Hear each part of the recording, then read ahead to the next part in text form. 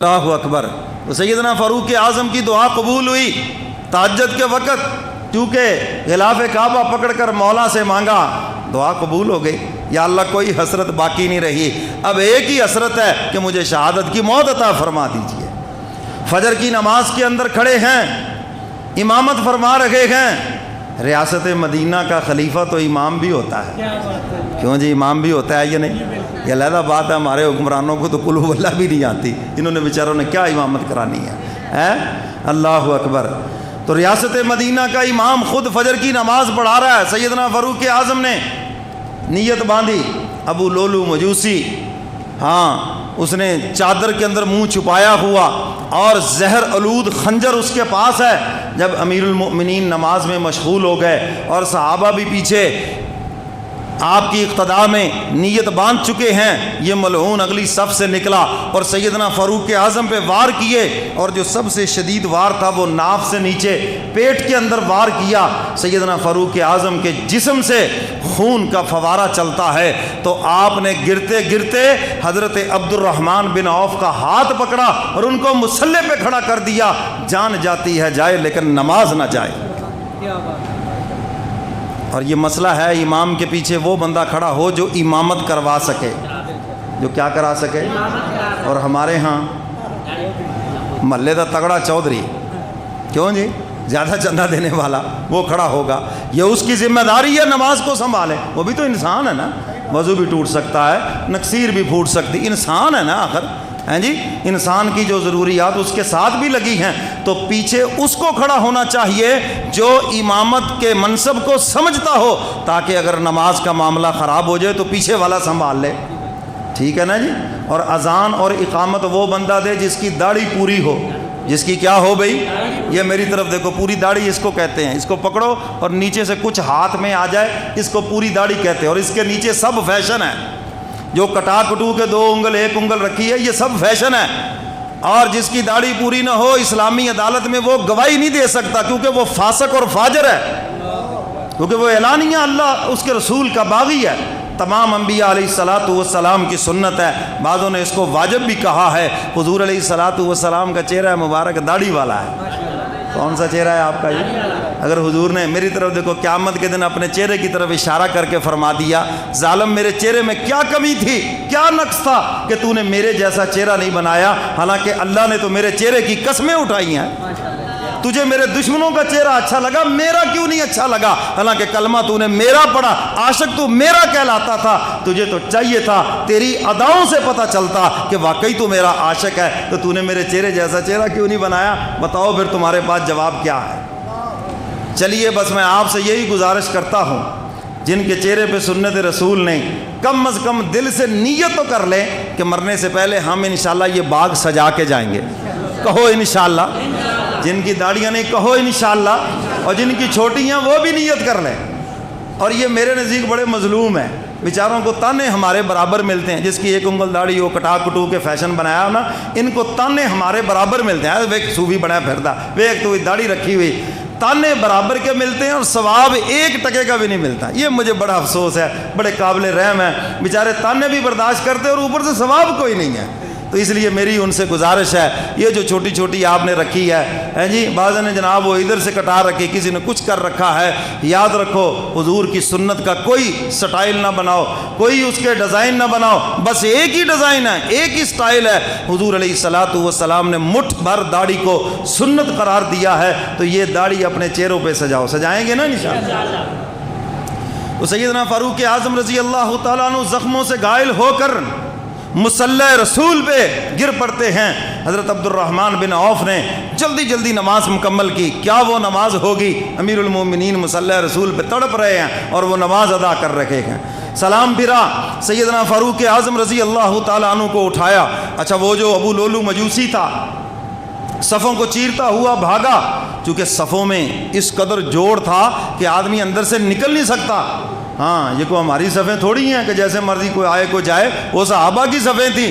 حضور نے فرمایا صفوں کو سیدھا کرو، جتنا صفوں کے اندر جوڑ رکھو گے اللہ اتنا تمہارے دلوں میں جوڑ پیدا کر دیں گے۔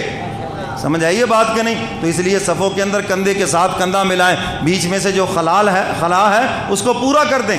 چھوڑ دیں اس کو, کندھے کے ساتھ کندھا ملا کے کھڑے ہوں. تو میرے محترم سامعین, یہ بھاگا اور 13 صحابہ کو اس نے زخمی کیا. پھر ایک صحابی آگے بڑھے, اس کے اوپر چادر ڈالی, جب اس کو پکڑا اور اس نے دیکھا کہ میں تو پکڑا گیا ہوں, اس نے خودکشی کی وہیں پر اور اپنے آپ کو اس نے قتل کر لیا. تو سیدنا فاروق اعظم نے پوچھا میرا قاتل کون ہے؟ بتایا کہ ابو لولو مجوسی, فیروز نامی, اور ایران کا وہ مجوسی. آپ نے اونچی آواز سے پڑھا الحمدللہ, اللہ کا شکر ہے کہ میرے خون سے کسی مسلمان کے ہاتھ رنگین نہیں ہوئے ہیں, میرا قاتل ایک غیر مسلم ہے, اللہ کا شکر ہے. قصر خلافت میں لایا گیا, طبیب کو بلایا, حکیم کو بلایا, دوا دی گئی, دودھ پلایا, کھجوروں کا پانی پلایا, سب وہ زخموں سے باہر نکل گیا. سیدنا فاروق اعظم سمجھ گئے, فرمایا کہ اب دوا کی ضرورت نہیں, اب صرف دعا کی ضرورت ہے. ہاں, وہ وقت ختم ہو گیا. بیٹے سے فرمایا عبد الرحمن بن عوف, اپنے بیٹے عبد الرحمن بن عمر سے فرمایا جاؤ بیٹا. عبداللہ ابن عمر سے فرمایا جاؤ بیٹا اما عائشہ صدیقہ رضی اللہ تعالیٰ عنہ کی خدمت میں جا کر سلام عرض کرنا, اور یاد رکھنا یہ نہ کہنا کہ امیر المؤمنین کہتے ہیں, بلکہ یہ کہنا کہ آپ کا بیٹا عمر کہتا ہے, اجازت مانگتا ہے. روضہ رسول میں ایک قبر کی جگہ رکھی, 2 قبروں کی جگہ ہے, ایک تو حضرت عیسیٰ علیہ الصلاۃ والسلام کے لیے اور ایک اور جگہ پڑی ہے. اگر آپ اجازت فرما دیں, اجازت عنایت فرما دیں, کیونکہ یہ حجرہ آپ کا ہے, آپ کی ملکیت ہے, اگر آپ اجازت عنایت فرما دیں تو عمر وہاں دفن ہو جائے. اللہ اکبر. اماں جان سے اجازت مانگ رہے ہیں. بیٹا آیا اور آ کر اماں عائشہ صدیقہ کے جب دروازے پہ پہنچتا ہے تو اماں جان تو غم سے ڈال ہیں, رو رو کر سیدنا فاروق اعظم کی خبر ان کو پہنچ گئی ہے. تو روتے ہوئے فرمایا بیٹے عمر کے لیے اجازت ہے, اگرچہ یہ جگہ میں نے اپنے لیے رکھی تھی کہ میں اس میں دفن ہوں گی, لیکن عمر کا میرے اوپر ایک احسان ہے, جس احسان کا میں بدلہ نہیں دے سکتی, اس کے بدلے میں یہ جگہ عمر کو عطا کرتی ہوں. اور وہ احسان کیا ہے کہ عمر نے کھڑے ہو کر میری صفائی دی تھی. عمر نے بڑے مجمع میں کھڑے ہو کے کہا تھا, جب میرے اوپر الزام لگا تو سیدنا فاروق اعظم سے جب مشورہ مانگا گیا, انہوں نے عرض کیا اللہ کے محبوب آپ یہ بتائیں کہ عائشہ کے نکاح کا مشورہ آپ کو کس نے دیا اور کس کے کہنے پر عائشہ کو آپ نے اپنی بیوی بنایا؟ حضور علیہ الصلاۃ والسلام نے اس سوال کے جواب میں, میری طرف دیکھو, اس سوال کے جواب میں اپنی انگلی آسمان کی طرف بلند کر دی اور بتایا اس نکاح کا مشورہ مجھے اللہ نے دیا. بخاری شریف کی حدیث ہے, جبریل امین سیدہ عائشہ صدیقہ رضی اللہ تعالی عنہا کی تصویر جنت کے غلاف میں لپیٹ کر لائے اور حضور کے سامنے رکھ کے عرض کیا اللہ کے محبوب اللہ نے اس خاتون کو آپ کے لیے منتخب کیا ہے. فرمایا کہ یہ نکاح تو آسمانوں پہ ہوا ہے, حق تعالیٰ نے پسند کیا ہے. سیدنا فاروق اعظم عرض کرتے ہیں کملی والے پیغمبر پھر آپ اطمینان رکھیں, حق تعالیٰ آپ کے جسم اطہر پر ایک گندی مکھی بیٹھنا برداشت نہیں کرتے, تو آپ کے بستر پہ غلط عورت کو کیسے برداشت کر سکتے ہیں؟ اور یہ اعلان کیا سبحانک ھذا بہتان عظیم, حضور میرا مشورہ فیصلہ سن لیں, یہ بہتان ہے, آپ بھی پاک ہیں, آپ کی زوجہ محترمہ بھی پاک ہے, اور جس رب نے انتخاب کیا ہے وہ رب بھی پاک ہے. اور جب اماں جان کی شان میں سورہ نور کی 18 آیتیں اتری, آخری الفاظ یہی تھے سبحانک ھذا بہتان عظیم, جو فاروق اعظم کی رائے تھی عرش بری سے قرآن بن کر اتری. تو اماں جان فرماتی عمر تیرا میرے اوپر ایک احسان ہے, اس کے بدلے یہ جگہ عطا کرتی ہوں.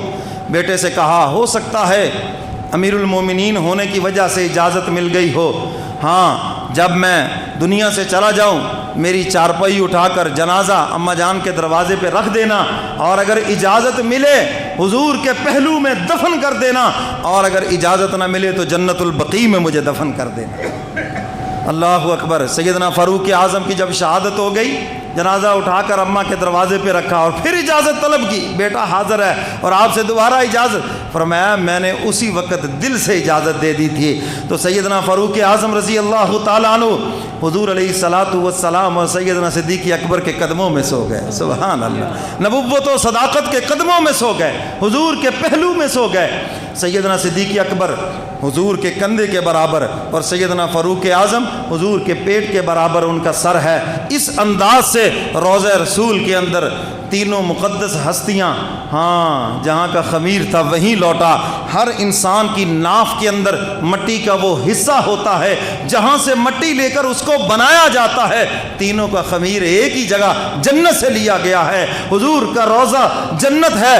ریاض الجنہ یہ جنت کی جگہ ہے. حضور کے روضے سمیت یہ جو جگہ ہے کل قیامت کے دن جنت کی زمین کے ساتھ ملا دی جائے گی. اور میرے پیر و مرشد تو فرماتے ہیں جن حاجیوں کے قدم لگ گئے ریاض الجنہ کے اندر, وہی عمرہ کرنے والوں کے قدم لگ گئے ریاض الجنہ کے اندر, اللہ ان حاجیوں کو بھی اٹھا کر جنتیوں کے ساتھ ملا. تم ابو بکر و عمر کی قسمت کی بات کرتے ہو, ان کی جنت کی بات کرتے ہو, ہم تو اس سے آگے بڑھ کے بات کرتے ہیں. ارے ریاض الجنہ جنت کی زمین ہے. جس نے جنت سے ملنا ہے, جن کے قدم لگے ہیں وہاں پر, اللہ انہیں بھی اٹھا کے جنتیوں کے ساتھ ملا دیں گے. تو سیدنا فاروق اعظم رضی اللہ تعالیٰ عنہ حضور کے پہلو میں مدفون ہو گئے. اور ایک قبر کی جگہ باقی ہے, یاد رکھو, روضہ مصطفیٰ کا, پہرا اس کے اوپر خدا کا. پہرا کس کا ہے؟ ورنہ کوئی بادشاہ آ کے سو جاتا, کوئی سعودیہ کا بادشاہ کہتا مجھے سلا دو, کوئی نہیں سو سکتا. وہاں پر سوئیں گے حضرت عیسیٰ علیہ السلام, وہ آ کر اس جگہ کے اندر دفن ہوں گے.